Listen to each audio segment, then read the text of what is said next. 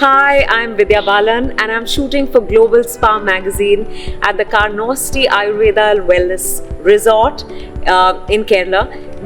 It's absolutely gorgeous. It's been a very hot day, but I think Kerala and this resort more than made up for the humidity. And of course, I have to tell you that our team was so focused on the shoot because the World Cup finals are going on. And at times I had to remind them that we were at shoot. They were only looking at their phones. Imagine how I felt. No, I'm joking. But yes, it's been a very exciting day. It's been a very nerve-wracking day, and we've had, despite the excitement of the cricket match, we've had a great shoot. It's just we've shot at various places at the resort, and actually there's so much more to do here. Let me quickly go and get a massage. What do you say? Dominating the Bollywood industry as a leading actor for so many years, what do you feel about the industry?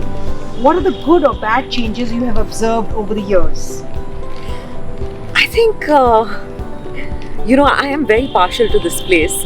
The film industry is where I'm living my dream of being an actor every single day, and I've received so much love. So yes, I am partial. I think there are more positives, more pros to being here, to working here. People are wonderful. I think what's fantastic is that when you're on a film, everyone is obsessed with it. Things are very professional now. I think from around the time that I joined films, things have been pretty professional. People eat, sleep, breathe the same film for those 2-3 months, and there's great bonding on sets. You'll often hear us say that it felt like we were a family, and it's just wonderful. I love telling stories. I love the process of telling stories. I think it's the only place which is really secular in the truest sense of the word. It doesn't matter what religion you belong to, which background you come from, what language you speak, or what food you eat. What you bring to the table is the only measure for you to get work. And obviously I think nothing succeeds like success, and the film industry is really an embodiment of that adage. Nothing else matters, and I love that about this industry. What I don't like about it is, I think lately we've all begun to take ourselves too seriously. There's so much pressure to say the right things, to do the right things, to walk the right way, to be dressed the right way. It's just exhausting. I couldn't care less, honestly. I say what I want to say, I do what I want to do, I wear what I want to wear. If you don't like it, too bad. So your roles often touch upon social issues. How important is it for you to use your platform to shed light on society issues, and do you actively seek out scripts with a social message? Not at all, as a matter of fact. But I do think that, the kind of characters I play, I think I tend to veer towards women who are either strong or women who find their strength. And that's where our female-centric films are at. I think we're still in that phase where, for example, we're not yet doing comedy. The female-centric film is still a new phenomenon. It's been around for about, I think now 14-15 years, and I'm very glad to say that I've been part of this from the very beginning. But I do think it's the kind of narrative of the female-centric film at this point, that almost, I think, part of which is, of course, it's empowerment and all of that. But I think we are slowly moving towards making the female-centric films more fun and lighter, and I want to do a comedy. I'm waiting for that. So no, there's never an intention to give out a message. I think if it touches you in some way, if it makes you think about something, you will change what is meant to be changed in you. So have your on-screen characters actually influenced your way of thinking? Oh, every time. I think every character teaches you something. It leaves you with something. It touches you. It changes you. Yeah, it always does. And if it doesn't impact you, that means It wasn't a well-written character. It wasn't a great experience. And honestly, I've been very fortunate that in my career I felt very strongly about all the films I've done, barring one, and we won't name that one. So, navigating the glamorous yet demanding world of Bollywood can be really intense. How do you maintain your authenticity and well-being in an industry that sometimes pushes very certain beauty standards? You know, when you realize that no matter what you do, you're never going to have everyone's approval. You think that, I remember initially when I came into the industry, I thought that, oh, if I adhered to a certain body standard, that then I would become acceptable to everyone. If I dressed a certain way, I would become acceptable to everyone. But there were always naysayers, and I realized that suddenly those who approved of me at times were not approving of me. I said, you know, therefore the only person whose approval I need to seek is the one I see in the mirror.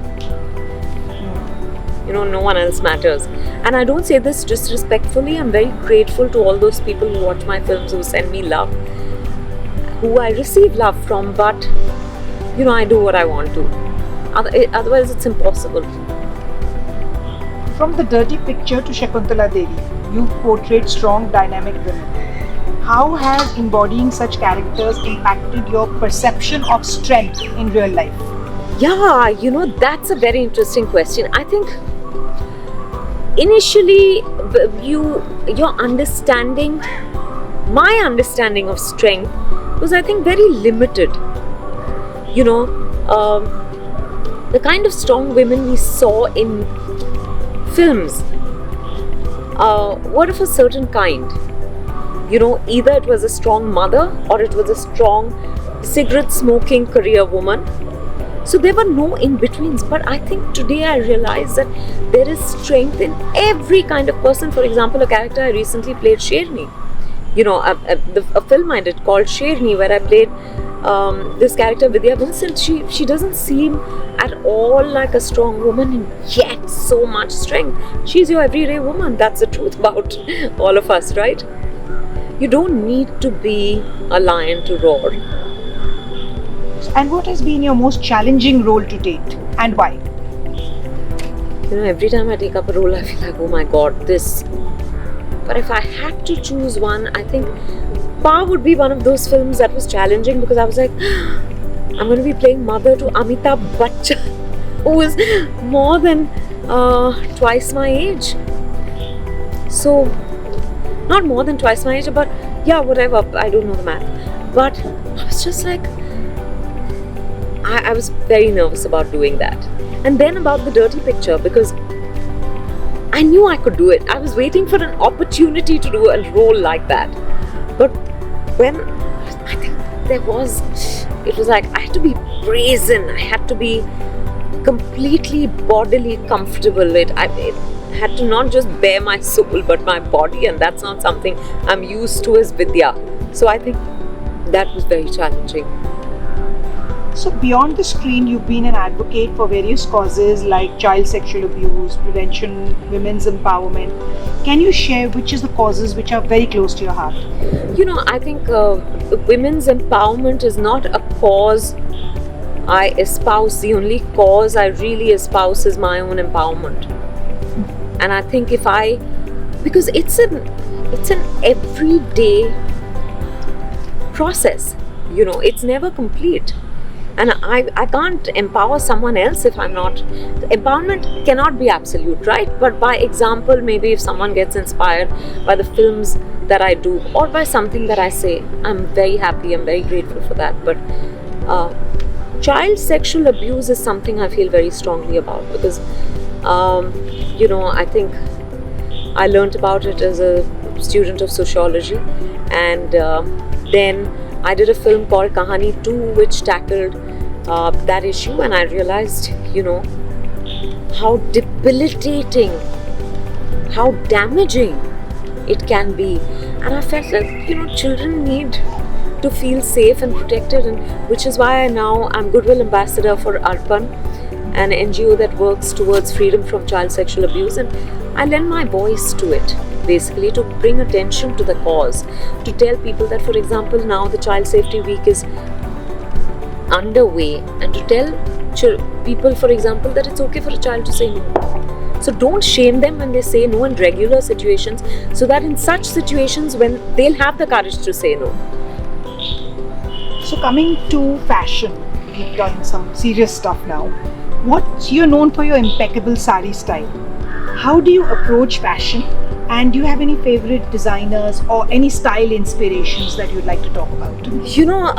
I love the sari. I feel it's a garment that really embraces you and lets you be. So yes, I don't like any one kind of sari. I think the Bombay weather is most suited for, or rather the cotton sari is most suited for Bombay weather, but not cotton saris from any particular state, because you have a wide variety from across the country, and we have fantastic designers who are bringing the work of the best of weavers to us now. So yeah, it's not any one kind of sari, but I think my style statement is just being authentic. It's what suits my fancy on that particular day. But I'm sure there is a certain, I like the very Indian colors, earthy colors.